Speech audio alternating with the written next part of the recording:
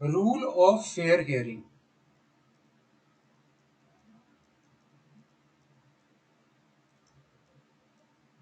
Rule of fair hearing के अंदर हमने पढ़ा था कि भाई the second principle of natural justice, ये हमारा second principle of natural justice है।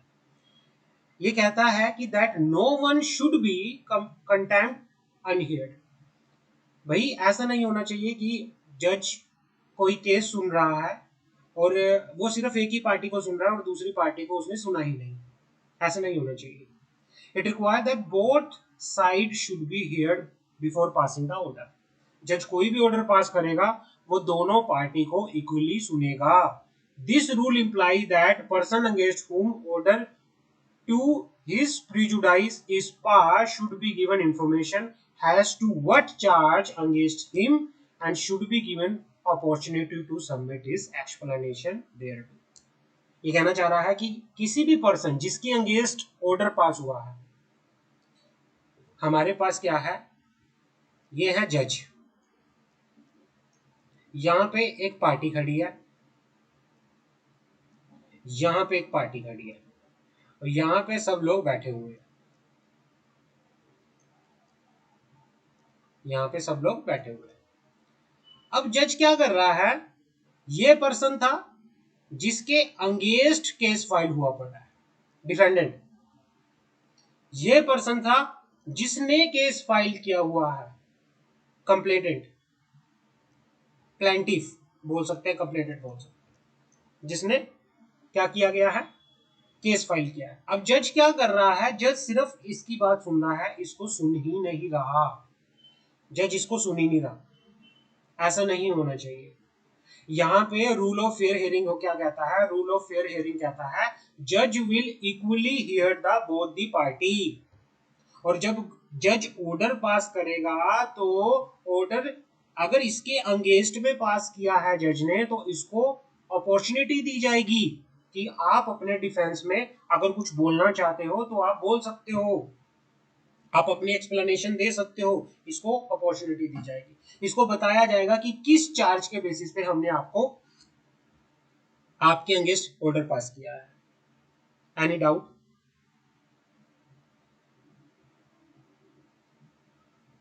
No sir. आगे बढ़े। No sir. अब following are the ingredient, ingredients मतलब the content, contents. There are following contents of the rule of fair hearing. अब fair hearing के क्या कंटेंट होने चाहिए? First of all, right to notice. Hearing start with the notice by the authority concerned to the affected person. Consequently, notice may be taken as the starting point of hearing. Unless person know the case against him, he cannot defend himself. Therefore, before proceeding start, the authority concerned is required to give the affected person the notice of the case against him. The proceeding started without giving notice to affected party would violate the principle of natural justice। यहाँ पे क्या होता है, यहाँ पे हम बात शुरू करते हैं।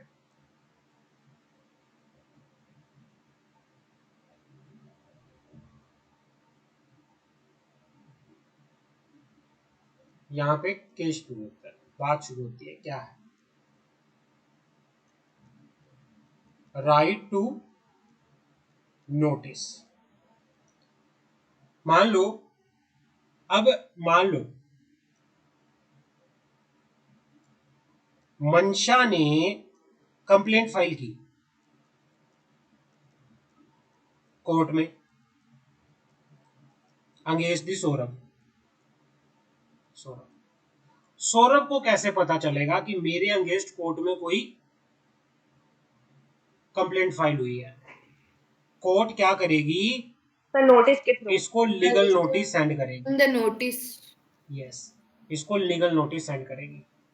तो फेयर हियरिंग कहता है, रूल ऑफ फेयर हियरिंग कहता है कि जब भी कोर्ट अपनी हियरिंग स्टार्ट करे, जब कोर्ट के अंदर हियरिंग स्टार्ट हो, उससे पहले, स्टार्ट होने से पहले जिसके अगेंस्ट केस फाइल हुआ है उसको क्या कर सके, लीगल नोटिस कोर्ट भेजेगी। अगर उसको लीगल नहीं नोटिस नहीं भेजा तो हो सकता है सौरभ अपना डिफेंड ना कर पाए, अपने आप को अपना बचाव ना कर पाए। The proceeding started without giving notice to affected party would violate the principle of natural justice। तो अगर आपने बिना कोई नोटिस दिए कोर्ट ने हियरिंग स्टार्ट कर दी और बोल दिया मंशा को कि भाई हाँ ठीक है उसको जेल होगी, भाई हो सकता है कि ये बेकसूर हो, पर यहाँ पे प्रिंसिपल ऑफ नेचुरल जस्टिस क्या है, वॉयलेट हो रहा है। तो पहला रूल क्या कहता है कि भाई किसी के भी अगेंस्ट अगर केस फाइल हुआ है आप उसको लीगल नोटिस जारी करोगे। समझ आ गई? जी सर। आगे बढ़ते हैं। सर राइट टू, अगर वो पर्सन नोटिस को इग्नोर करे तो? वो तो उसकी गलती है, वो तो उसकी गलती है, तब तो फिर उसके अगेंस्ट एक्शन लिया जा सकता है। लेकिन यहाँ पे फेयर हियरिंग की बात कर रहे हैं हम कि भाई जब भी एक फेयर हियरिंग होगी तो कोर्ट किन किन चीजों का ध्यान रखेगी। क्लियर है? Okay sir. हाँ। जी sir. Second, right to present case and evidence. The party against whom proceeding has been initiated must be given full opportunity to present his or her case and evidence in support of it. The reply is usually in the written form and the party is also given an opportunity to present the case orally through it is not mandatory। यहाँ पे क्या कहना चाह रहा है ये, यहाँ पे ये कह रहा है कि भाई जिस भी पर्सन के अगेंस्ट केस फाइल हुआ है तो उसको अपॉर्चुनिटी देनी चाहिए कि वो अपने बचाव में अगर कुछ कहना चाहता है, अपने बचाव में अगर कोई एविडेंस देना चाहता है तो वो दे सकता है। ये अपॉर्चुनिटी उसको देनी चाहिए, वो अपने केस को प्रेजेंट कर सके, वो कोई भी एविडेंस सबमिट कर सके अपने आप को बचाने के लिए। वो क्या करेगा, रिटर्न फॉर्म के अंदर रिप्लाई भी फाइल करेगा। होता है ना कोर्ट के अंदर दोनों पार्टी फाइल करती है ना, अगर किसी के अगेंस्ट केस फाइल हुआ तो दूसरा पार्टी भी तो वकील को लेके आता है अपने डिफेंड के लिए, होता है ना? जी सर। हाँ, तो ये चीज भी होनी चाहिए। Any doubt? No sir. आगे बढ़े।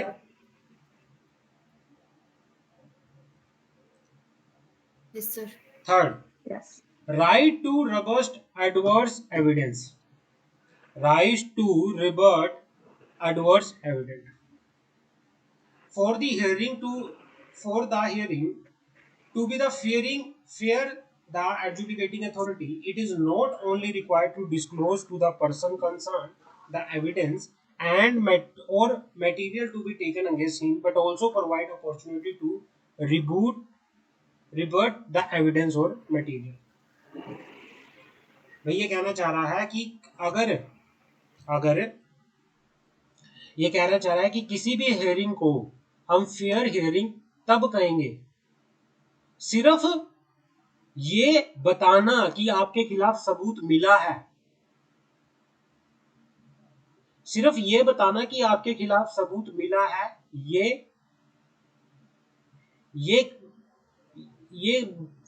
वो नहीं है, ये जरूरी नहीं है, बल्कि आप क्या करो, अपॉर्चुनिटी भी दो जिसे वो क्या कर सके, उस एविडेंस को, उस मटेरियल को देख सके कि भाई किस बेसिस पे, कौन से एविडेंस के बेसिस पे मुझे पकड़ा गया है, मेरे खिलाफ कौन सा एविडेंस यूज किया जा रहा है, वो भी तो वो एविडेंस के अगेंस्ट भी एविडेंस यूज कर सकता है।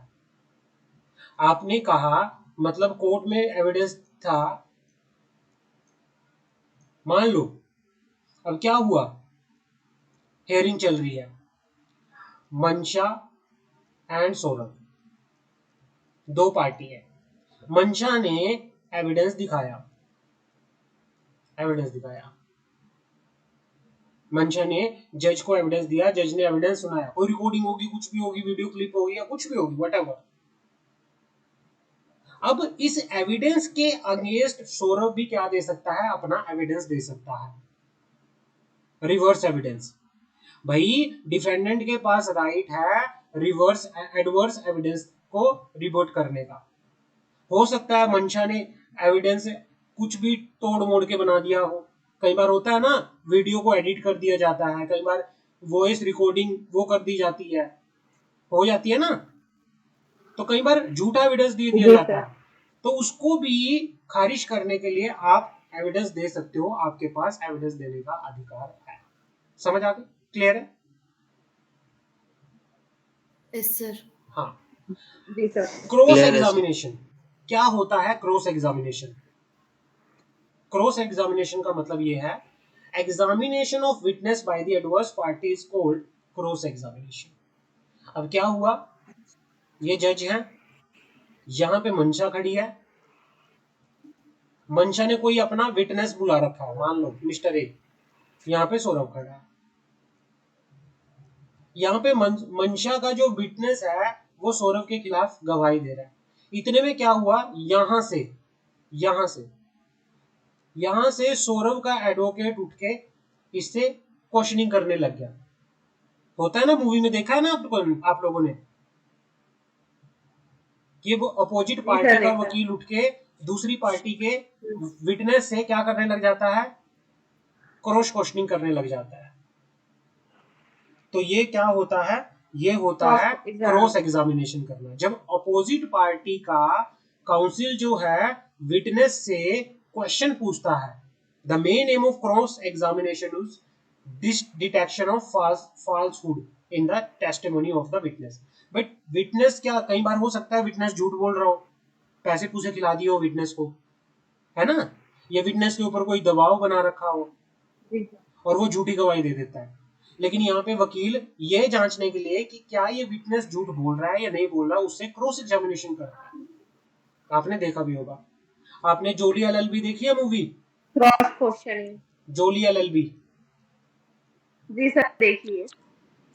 जब नहीं वो, देखी सर। हाँ, जब वो आता है, जब उससे क्रॉस क्वेश्चनिंग हो रही होती है, वो जब वो पंडित बन के आता है और उससे बार बार क्वेश्चन कर करके वो लास्ट में बोल देता जी है या सर। अल्लाह, बोल देता है ना।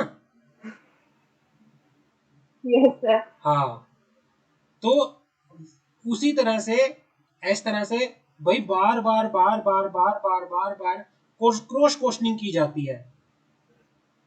क्रॉस क्वेश्चनिंग होने की वजह से, ताकि उससे इतने क्वेश्चन इंसान पूछे सही जाए, बोल देता है। उससे इतने क्वेश्चन पूछे जाए, वो क्या हो जाए, वो कंफ्यूज हो जाए, कंफ्यूज। और वो कंफ्यूजन में आके कुछ भी उल्टा सीधा बोल दे।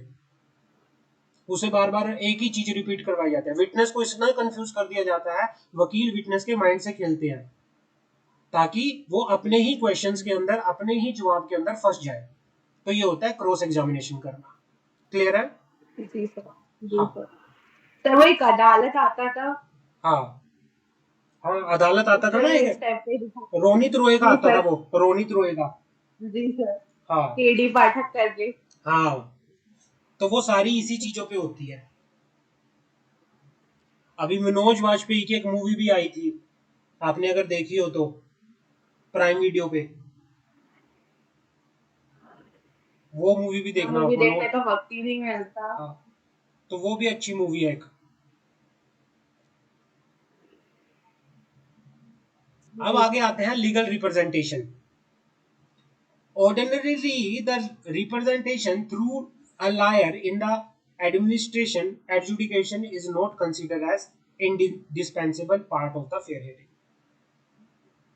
भाई, अगर मान लो सौरभ के बिहाफ पे रिप्रेजेंट कौन कर रहा है, उसका लॉयर कर रहा है, तो अगर सौरभ के बिहाफ पे लॉयर सौरभ को रिप्रेजेंट कर रहा है, तो उसको indispensable part of fair hearing नहीं माना जाएगा, indispensable part of fair hearing नहीं कंसिडर किया जाएगा। क्लियर है? सर, मतलब क्या मतलब हुआ इसको?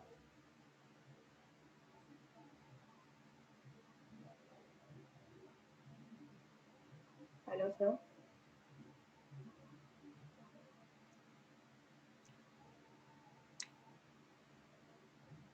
हेलो, समझ आ गई?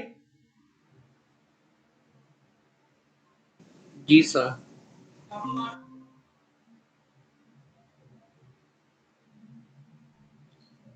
इंडिस्पेंसेबल कि भाई इसको इंडिस्पेंसेबल पार्ट नहीं माना जाएगा, कि भाई अगर कोई भी रिप्रेजेंटेशन कर रहा है लॉयर के थ्रू, तो उसको एडजुडिकेशन का इंडिस्पेंसेबल का मतलब होता है एक ये कह लो इंपॉर्टेंट पार्ट फेयर हेयरिंग का इंपॉर्टेंट पार्ट उसको नहीं माना जाएगा। इंडिस्पेंसेबल एक इंपॉर्टेंट होता है, बहुत जरूरी पार्ट। क्लियर है, समझ आ गई? जी सर। Yes, sir. आगे आता है disclosure of evidence. Party must be given full opportunity to explain every material that is sought to be relied upon against him. Unless all the material, report, statement, document, evidence on which the proceeding is based is disclosed to the party, he cannot defend himself properly. He cannot defend himself.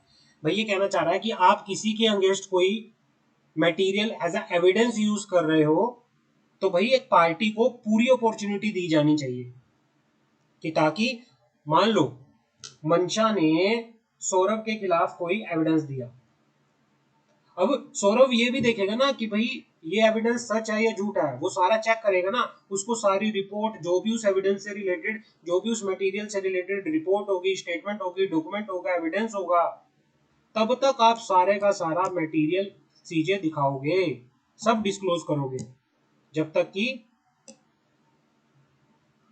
Defendant खुद अपने आप को ये ना कह दे कि भाई हाँ ये सच है। समझ आ गई? आप तब तक एविडेंस को डिस्क्लोज करोगे पूरी तरह से। अब मंशा के पास एविडेंस था, मंशा ने कह दिया मेरे पास ये एविडेंस है, लेकिन मंशा बता ही नहीं पा रही कि कैसे मिला आपको ये एविडेंस, कैसे हुआ, क्या मंशा की बात पे कोई विश्वास कर लेगा? नहीं सर। जब तक मंशा को पूरी अपॉर्चुनिटी नहीं दी जाएगी बोलने की, मंशा जब तक खुल के नहीं बताएगी सारी चीजें, मंशा जब तक दिखाएगी नहीं कोई उससे रिलेटेड और दूसरा कोई एविडेंस नहीं दिखाएगी, तब तक उसकी बात पे कोई विश्वास नहीं करेगा। इसीलिए जो एविडेंस को डिस्क्लोज कर रहा है उसको पूरी अपॉर्चुनिटी दी जानी चाहिए कि भाई वो अपने एविडेंस से रिलेटेड जो इंपॉर्टेंट रिपोर्ट है, स्टेटमेंट है, डॉक्यूमेंट है, एविडेंस है, सब डिस्क्लोज करके यहाँ पर चले। समझ आ गई? क्लियर है? Yes, sir. Speaking order. Reasoned decision may be taken to mean a decision which contains reason in its spot. Speaking order क्या होता है? Speaking orders. Speaking order का मतलब होता है reasoned decision may be taken to mean decision which contain reason in its spot. When the adjudicatory body give reason in the support of their decision, the decision are treated as reasoned decision. Reasoned decision क्या होता है? Reasoned decision may be taken to mean decision which contain reason in its support. Reasoned decision वो होता है कि भाई ऐसे decision जिनके पीछे, जिनको लेने के लिए क्या होता है, एक रीजन होता है कि मैंने इस रीजन की वजह से ये डिसीजन लिया है। When adjudicatory body give reason in the support of decision, the decision are treated to be reasoned decision. कई बार जज बोलता है ना भाई ये कारण रहे, इन कारण की वजह से ये डिसीजन लेना पड़ रहा है, होती है ना, तो उसको बोला जाता है भाई जिन डिसीजन के पीछे कोर्ट का एक रीजन होता है उसे रीजन डिसीजन कहते हैं। It is called speaking order. इसको स्पीकिंग ऑर्डर बोला जाता है कि भाई कोर्ट जज क्या करता है, पहले तो पूरा एक रीजन सुनाता है, जैसे कुछ भी हुआ जज बोलता है ना कि हम बहुत कुछ चीजें देखते हैं, अपने यहाँ पे हो रहा है, ये चीजें हो रही है, ये बहुत ही वो है, वो पूरा एक रीजन बताता है, उसके बाद फिर ऑर्डर देता है ना, तो ये होते हैं speaking order. In such condition the order speak for itself, it tell it own story, क्योंकि उन डिसीजन के पीछे एक रीजन होता है बहुत बड़ा। Reason decision introduce a check on the administrative power because the decision need to be based on cogent reason. तो यहाँ पर एक रीजन होता है, इसीलिए इनको स्पीकिंग ऑर्डर बोला जाता है। समझ आ गई यहाँ तक? रूल ऑफ फेयर हियरिंग समझ आ गई? रूल ऑफ फेयर हियरिंग में किसी को कोई डाउट हो तो मुझे बताओ। रूल ऑफ फेयर हियरिंग के अंदर if you have any doubt, now हमारे पास आता है exception to the natural justice. Natural justice के रिगार्डिंग कुछ एक्सेप्शन भी है।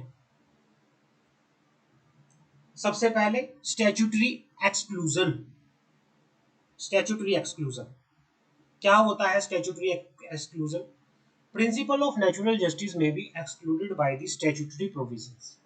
जहां पर लॉ के अंदर एक्सक्लूड किया गया है, स्पेसिफिकली एक्सक्लूड किया गया है कि भाई यहां पर हम स्पेसिफिकली यहां पे क्या बोला है कि where the statute expressly provide for the observance of principle of natural justice, the provision is treated as mandatory and the authority is bound to it. जहां पर लॉ के अंदर प्रॉपरली बताया गया है कि भाई हम नेचुरल जस्टिस को फॉलो करोगे तो ये मैंडेटरी हो जाता है। फिर वहां पे कोई नेचुरल जस्टिस वैसी कोई बात नहीं रहती, जो लॉ के अंदर लिखा है आपको मानना पड़ेगा। Where the statute is silent has to observation of natural justice, such silence is taken to imply the observation there. However, the principle of natural justice are not incapable of exclusion. The statute may exclude them. भाई क्या हो सकता है?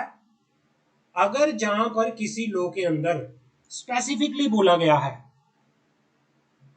कि भाई हम exclude करते हैं प्रिंसिपल ऑफ नेचुरल जस्टिस को, तो फिर वहां पे आप इग्नोर कर दोगे किसको? नेचुरल जस्टिस को। अब सही है, समझ आ गई मेरी बात?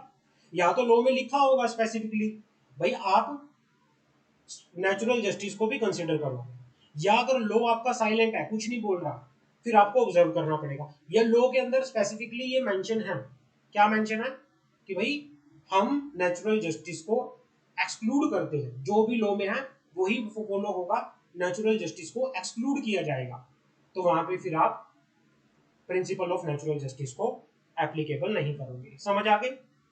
क्लियर है? Yes, sir. Any doubt? जी सर क्लियर। दूसरा पॉइंट, इमरजेंसी। जहां पे कोई इमरजेंसी है, अर्जेंसी है, कोई एक्सेप्शनल केसेस हो रहा है, जहां पे आपको ऑन द स्पॉट कोई प्रिवेंटिव एक्शन लेना है, फिर वहां पे आप ये नहीं देखोगे कि भाई बिल्कुल ये लगा लो कि करो या मरो का काम हुआ पड़ा है, आपको ऑन द स्पॉट कोई डिसीजन लेना है, जल्दी जल्दी आपको कोई डिसीजन लेना है, तो फिर वहां पर ये नेचुरल जस्टिस वगैरह को ऑब्जर्व करने में टाइम वेस्ट नहीं होगा। वहां पे आपको बिना सोचे समझे नेचुरल जस्टिस को कंसीडर किया आपको क्या करना पड़ेगा? डिसीजन लेना पड़ेगा। इमरजेंसी सिचुएशन में प्रिंसिपल ऑफ नेचुरल जस्टिस नहीं लगता। क्लियर है? समझ आ गए? जी सर सर। इसका एक तो सर एग्जांपल दे देना। ये केस लो है नीचे, मैं बता रहा हूँ आपको, ये केस लो एग्जांपल है। जी सर। और सर इमरजेंसी के अंदर अगर गलत डिसीजन ले लिया तो फिर? भाई देखो उस टाइम पे जो सिचुएशन, अब कई बार क्या होता है, काफी सारी सिचुएशन होती है भाई, कोई इमरजेंसी अराइज हो गई और इमरजेंसी में डिसीजन लेना पड़ रहा है। मान लो अब क्या हुआ, कोरोना आ गया, इमरजेंसी में डिसीजन लेना पड़ रहा, भाई सब अपने घर में रहेंगे, किसी को भी बाहर निकलने की अनुमति नहीं है, अगर कोई बाहर निकला तो भाई सीधा एक्शन लिया जाएगा, इमरजेंसी है। भाई जब इमरजेंसी में कोई ऐसा डिसीजन लिया जा रहा है तो फिर वहां आप ये नहीं, इमरजेंसी जो है वो नेचुरल डिजास्टर के टाइम पे ही होगा। हाँ ऐसे अपन किसी के पर्सनल केस के हाँ अंदर इमरजेंसी नहीं आएगा। हाँ, कि इमरजेंसी सिचुएशन जहां पे है तो वहां पे फिर आपको नेचुरल जस्टिस को शायद नहीं ऑब्जर्व करना पड़े। क्लियर है? समझ आ गई? ओके हाँ। जी सर। Okay Yes, sir. अब आपको अगर पता है किस किस को इंदिरा गांधी के टाइम में इमरजेंसी के बारे में पता है,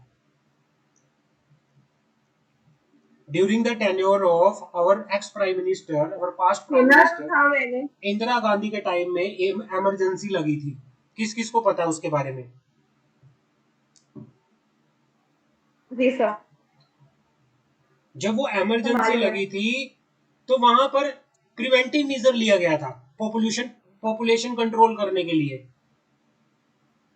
भाई वहां पे उस टाइम ये नहीं देखा, उन्होंने इमरजेंसी लगा दी और इमरजेंसी में उन्होंने उनको जो ठीक लगा उन्होंने किया, उन्होंने नेचुरल जस्टिस देखा ही नहीं। पता नहीं कितनों के साथ वो हुआ, अत्याचार हुआ इमरजेंसी के टाइम पे। ऑन द स्पॉट मारा था ना। हाँ, तो वो भी सिचुएशन थी।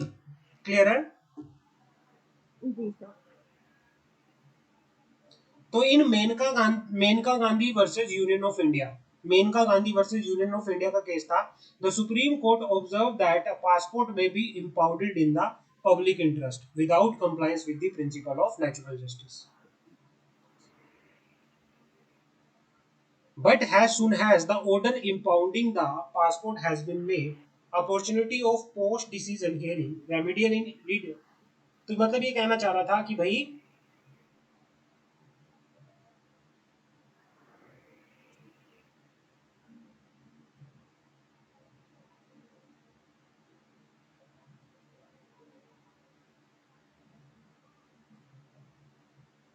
हाँ जी, कि भाई यहाँ पे क्या कहना चाह रहा है कि Maneka Gandhi versus union of India के केस में सुप्रीम कोर्ट ने कहा कि भाई जो ये मेनका गांधी है इसके पासपोर्ट को इम्पाउंड कर लिया जाएगा पब्लिक इंटरेस्ट के लिए। इम्पाउंड का मतलब क्या होता है? जब्त करना। भाई पब्लिक इंटरेस्ट में आके उसके पासपोर्ट को इम्पाउंड कर लिया जाएगा without compliance with the principle of natural justice, बिना ये सोचे समझे कि यहाँ पे प्रिंसिपल ऑफ नेचुरल जस्टिस है या नहीं है, उसको क्या कर लिया जाएगा? इम्पाउंड कर लिया जाएगा अगर वहां पे उसे इमरजेंसी लग रही है। But has soon has the order impounding the passport has been made, opportunity of post decisional hearing remedial in aim should be given to the person concerned in the। लेकिन जब एक बार पासपोर्ट इम्पाउंड कर लिया गया, बाद में उसको opportunity दी गई कि भाई कोई रेमेडियल हेल्प उसको दी जाए, जो भी जिसके साथ ये हुआ है वो तो बाद की बात थी, लेकिन कई बार पब्लिक इंटरेस्ट को देखते हुए, कई बार कोई भी ऐसी सिचुएशन को देखते हुए आपको ऑन द स्पॉट डिसीजन लेना पड़ता है, इमरजेंसी के सिचुएशन में डिसीजन लेना पड़ता है, तो वहां पर आपको क्या नहीं देखना पड़ेगा? वहां पर आपको प्रिंसिपल ऑफ नेचुरल जस्टिस नहीं देखना पड़ेगा। क्लियर है? Any doubt? नो सर, नहीं No, ना। sir. No, sir. Point number 3, interim disciplinary action।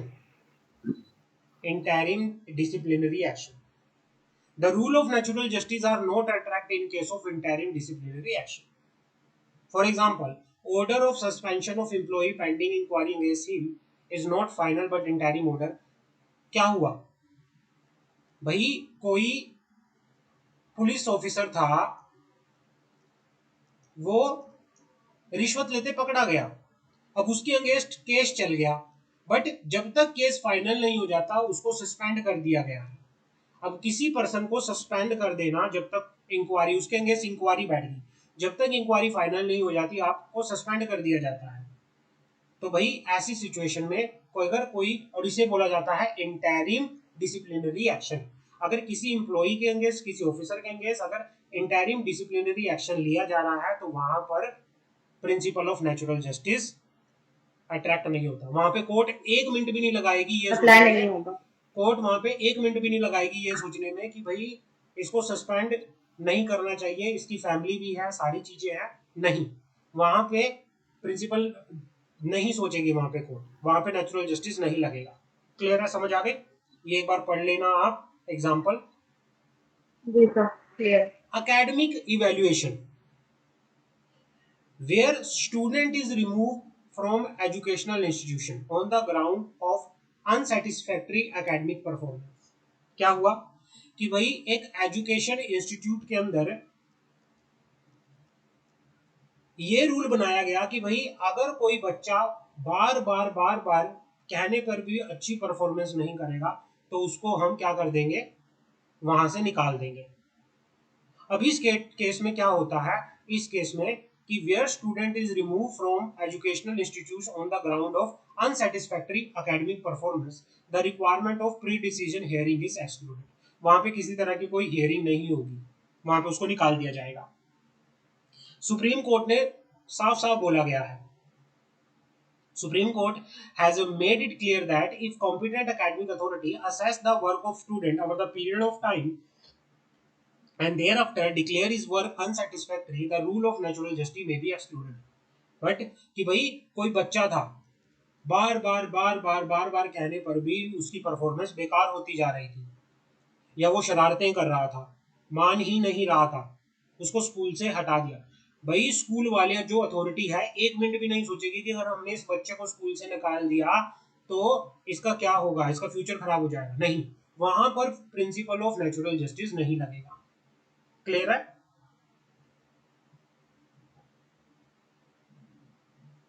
जी सर क्लियर है। और लास्ट इम्प्रैक्टिकेबिलिटी। इम्प्रैक्टिकेबिलिटी कि वही where the authority deal with the large number of person, it is not practical to give all of them opportunity of being heard. Therefore, in such condition, the court does not insist on the observation of rule of natural justice.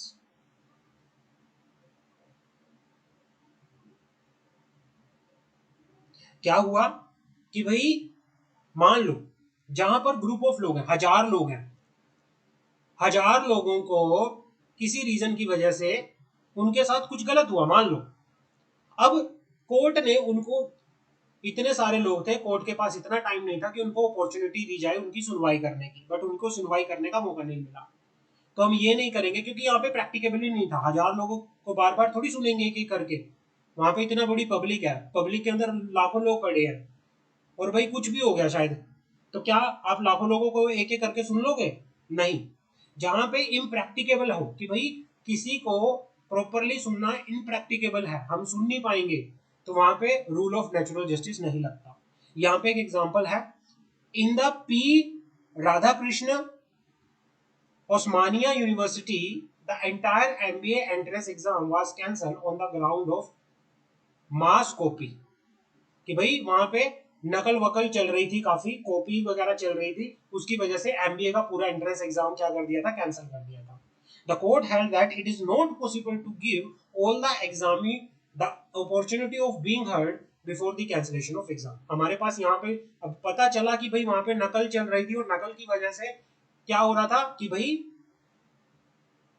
पूरे का पूरा exam ही cancel कर दिया। होता है ना कई बार, पता चलता है कि भाई यहाँ पे कॉपी ऑलरेडी बिक गई थी, कॉपी लीक हो गई थी, एग्जाम कॉपी लीक हो गई थी मार्केट में, जिसकी वजह से हमें एग्जाम ही कैंसिल करना पड़ा।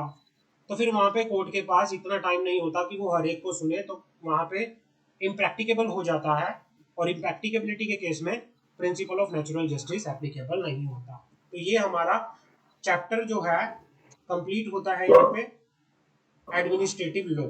हमारा